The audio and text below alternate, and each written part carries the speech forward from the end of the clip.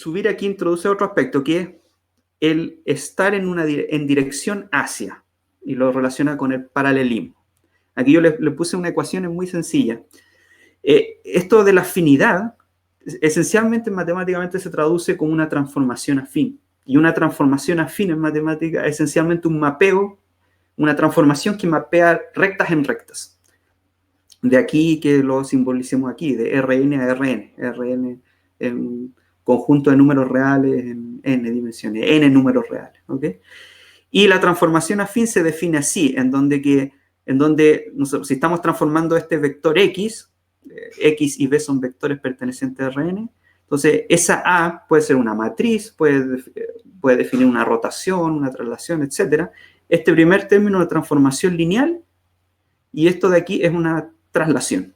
Entonces, una transformación afín esencialmente es una transformación lineal más una traslación de un cierto aquí vector. Entonces, así se define formalmente matemáticamente. Y esto lo podemos ver gráficamente con esta figurita. Entonces, aquí lo de abajo tenemos una transformación afín de esta rejilla. Entonces, claramente vemos aquí que se conserva paralelismo,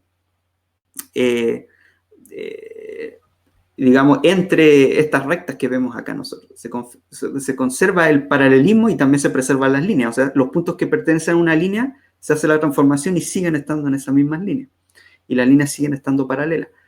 Pero lo que no se conserva son las distancias y los ángulos.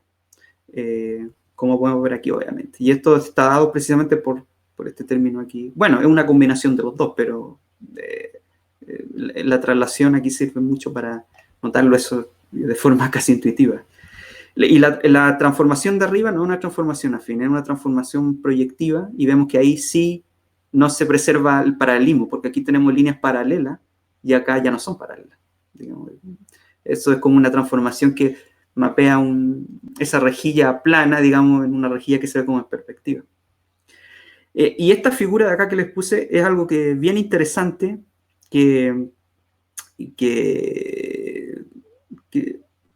es muy clave. O sea, que aquí se ve muy bien por qué estas transformaciones también no preservan ángulos.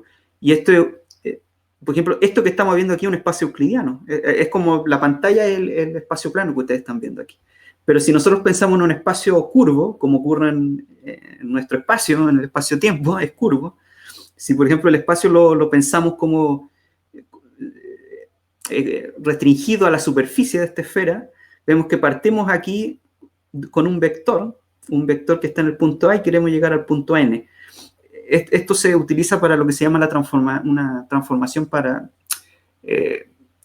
¿cuál es el nombre? Transporte paralelo. Eso así le llamamos en relatividad general, en geometría diferencial. Entonces, nótense, este vector de aquí, si se fijan, se está transportando paralelamente de este punto A al polo norte. Y cuando llega acá, el vector va a estar apuntando hacia acá. Pero fíjense acá, tenemos este otro vector que parte aquí formando un cierto ángulo alfa con este otro vector y lo transportamos paralelamente aquí y hacia acá. Y cuando llegue acá, no va a tener la misma, o sea, va a tener exactamente la misma dirección. Entonces, aquí lo que está ocurriendo curioso es que dos vectores que inicialmente no son paralelos, dependiendo de la dirección que tomen para llegar al polo norte, aquí van a llegar los dos paralelos. O sea, los dos vectores se transportan paralelamente y al principio no son paralelos, pero en el punto final sí son paralelos. Entonces, eso es un poco las complejidades con los espacios curvos, que no ocurre con los espacios euclidianos planos. Y por eso que Zubiri, en una parte del libro, él dice que aparece precisamente la dificultad de escoger la dirección en la que uno va, digamos. Pero lo que él quiere rescatar esencialmente es que se conserva el paralelismo y la línea, pero escoger la dirección ya es un problema.